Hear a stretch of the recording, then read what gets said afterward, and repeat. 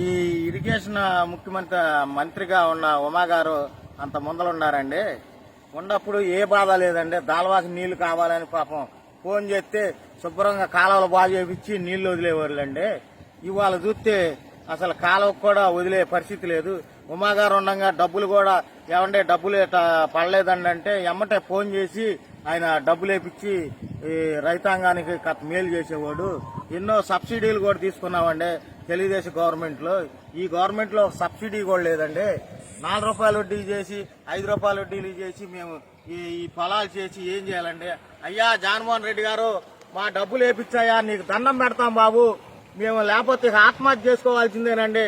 డబ్బులు లేక జనం అల్లాడుతున్నారు. అయ్యా నీకు నమస్కారం నాయన, నువ్వు మాత్రం మా అందు దయించి ఈ రైతాంగాన్ని కాపాడు నాయన. రైతాంగాన్ని కాపాడుతున్నా అంటున్నావు. ఏం కాపాడుతున్నావు నాయన? వేసిన డబ్బులు ఇంత మట్టికి అయిపోతే మేము ఏం తిని బతకాలి? ఈ కూలోళ్ళకి మేము ఏమి ఇయ్యాలి బాబు? రైతాంగం బతకాలి అని చెప్పటం కాదు, టీవీలో చెప్పినంత మాత్రాన ఏం వరగదండి మాకు. డైరెక్ట్ గా మీరు డబ్బులు వేసి ఆదుకుంటే రైతాంగం బతికిద్ది. రైతు సీనిదని పెట్టావు, ఎక్కడన్నా ఒక్క 3,000 రూపాయల కోట్లు అన్నావు రైతు నిధి కింద తీస్తున్నానని బడ్జెట్ లో చెబుతున్నావు.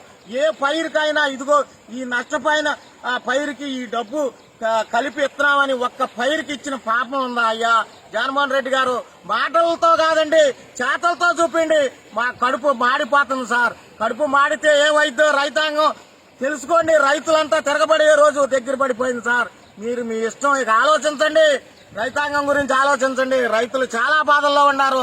రైతాంగం చచ్చిపోయే రోజులు వచ్చేసి నీ గవర్నమెంట్ లో ఏ ఉపయోగం లేదు. నువ్వేదో ఎరగదెత్తావని రైతులందరూ నీకు మూటగట్టి తెంగారు ఓట్లు. ఇవాళ రైతుల్ని నేను రైతు ప్రభుత్వం అంటావు. ఏది రైతు ప్రభుత్వం? ఎక్కడుంది నీ రైతు ప్రభుత్వం? 3 నెలలైనా డబ్బులు అయిపోవటం నీ రైతు ప్రభుత్వమా? ఎన్ని రోజులు పడాలి ఈ బాధలో?